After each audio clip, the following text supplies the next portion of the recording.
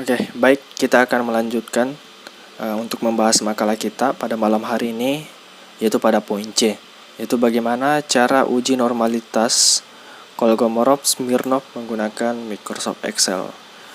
Nah, uji normalitas itu sendiri dilakukan untuk menguji apakah sebuah data kita itu sudah berdistribusi normal atau tidak. Nah, secara konsep dasar, uji normalitas Kolmogorov-Smirnov itu sebenarnya hanya membandingkan distribusi data yang akan diuji normalitasnya dengan distribusi normal baku. Nah, distribusi normal yang baku sudah ada atau sudah ada standarnya seperti berikut. Misalnya kita punya sampel size-nya atau jumlah sampelnya itu adalah 15 data dan kita ingin uji pada taraf signifikan pada 0,5 yaitu 5% atau 0,05, maka nilai K-nya itu bernilai 0,338. Nah, nilai K inilah nanti yang dibandingkan dari nilai D dari hasil data kita. Nah, bagaimana cara mencari nilai D agar bisa dibandingkan dengan tabel berikut? Berikut adalah caranya dengan menggunakan Kolmogorov-Smirnov. Di sini saya akan menggunakan Excel. Tentu saja terlebih dahulu kita harus membuat sebuah formula atau sintaksnya, dan saya akan mencoba membuatnya dalam bentuk table atau dipaparkan dalam bentuk table agar mudah dimengerti. Nah, tabelnya kurang lebih seperti berikut. Misalnya saya punya data yang akan saya analisis, yaitu sebagai berikut. Nah, ujilah apakah data berikut menyebar secara normal. Nah, di sini bagaimana cara mentransformasikan data di sini ke dalam tabel uji Kolmogorov-Smirnov yang telah saya buat ini. Yang pertama kita isi nilai atau kolom XI. Kolom XI, apa sih itu kolom XI? Kolom XI itu adalah angka-angka yang ada pada data. Di sini ada beberapa angka yang telah diberikan. Maka angka-angka tersebut kita masukkan pada XI di sini, sehingga didapatkanlah angka-angka sebagai berikut.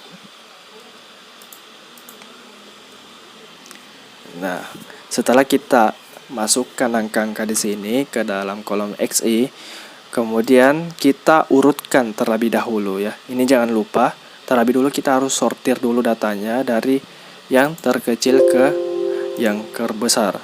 Nah, sehingga angka-angkanya akan berubah seperti ini.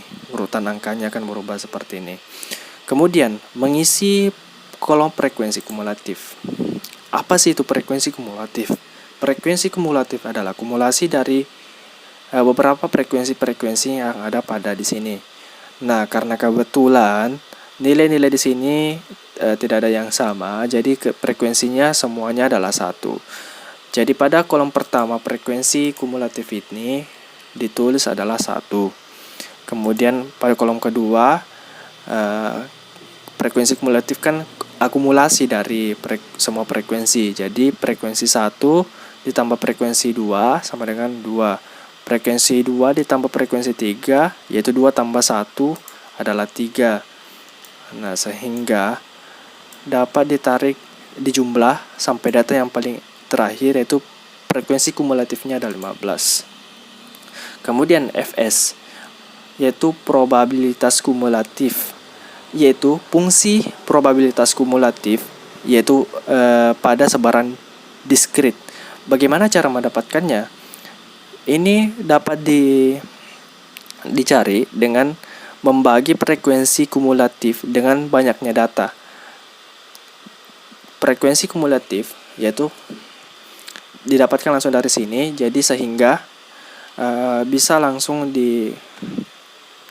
diselesaikan secara Excel, yaitu frekuensi kumulatif dibagi dengan banyaknya data. Banyaknya data di sini ada semuanya 15. Setelah didapatkan satu angka, kita hanya tinggal menarik sampai ke bawah sehingga akan terisi secara otomatis.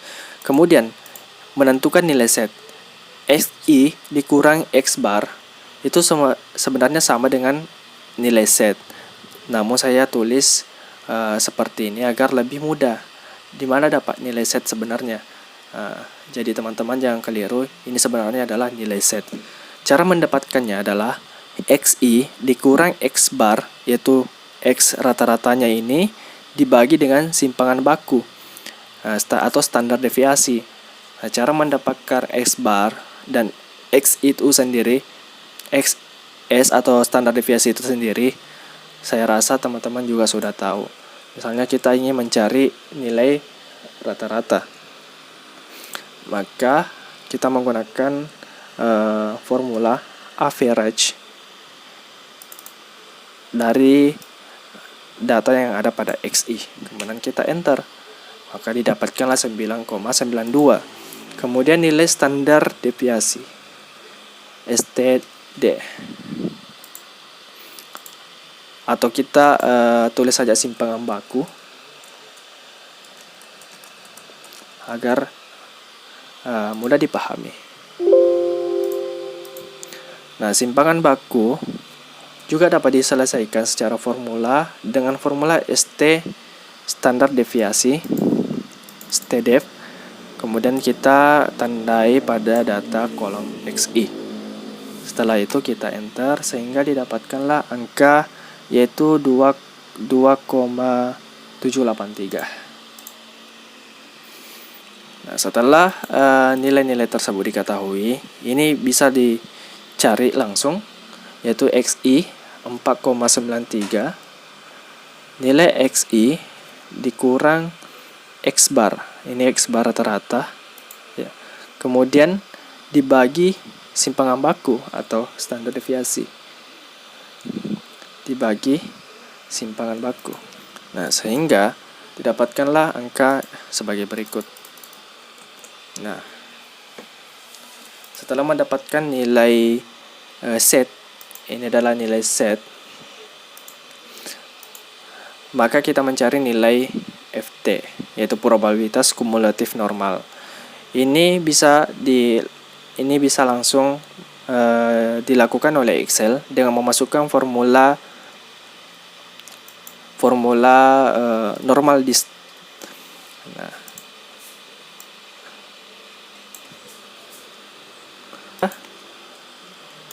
didapatkan angka seperti ini, yaitu formulanya adalah normal dist. Nah, setelah mendapatkan nilai normalisasi dari Z ini sendiri, kemudian barulah nilai Fs dikurangkan dengan nilai Ft. Nilai Fs yang ini dikurang dengan nilai Ft yang ini, sehingga didapatkanlah angka sebagai berikut.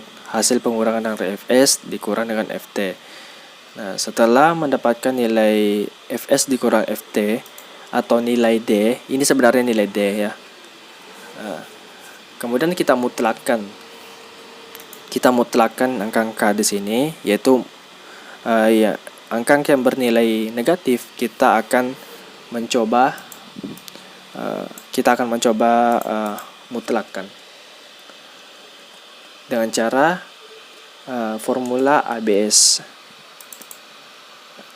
dengan menggunakan angka memblok yang mana kita akan mutlakkan nilainya, sehingga didapatkan seperti itu, dan secara otomatis kita tarik atau drag sampai ke bawah akan terisi secara otomatis dan nilainya akan bernilai positif semua. Nah, setelah mendapatkan nilai D, ini adalah nilai D. Nah, kemudian kita mencari nilai D max. Di mana sih cara mencari nilai D max? Yaitu kita mencari nilai yang paling tertinggi pada nilai D ini. Nah, yang paling tertinggi adalah 1,959. Maka kita tandai nilai D adalah 0,195. Sehingga nilai D adalah 0,195. Nah, kemudian nilai K-nya. Kita mencari nilai K terlebih dahulu.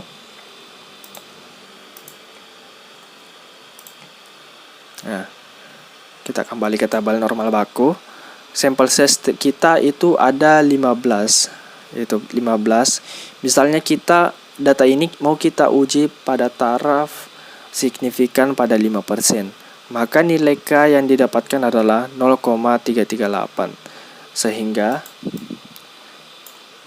nilai K-nya adalah 0,338. Yang ini ya, 0,338. Oke. Setelah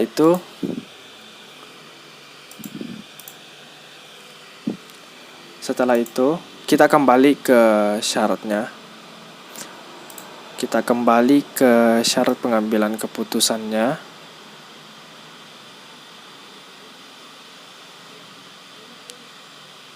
Nah, yang ini.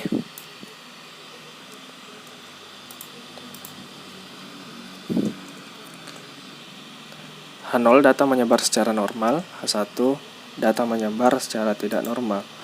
Dan daerah keputusannya adalah sebagai berikut. H0 ditolak jika D lebih kecil dari K. Nah, sedangkan di sini nilai D-nya itu adalah lebih kecil daripada nilai K. Maka jelas-jelas hasil D itu H0 ditolak. Jadi secara kesimpulan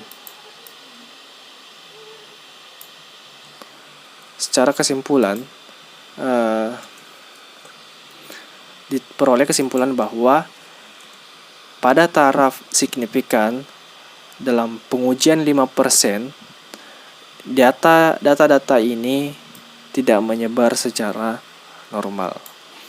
Oke, jadi kurang lebih seperti itu cara pengujian uji normalitas Kolmogorov-Smirnov.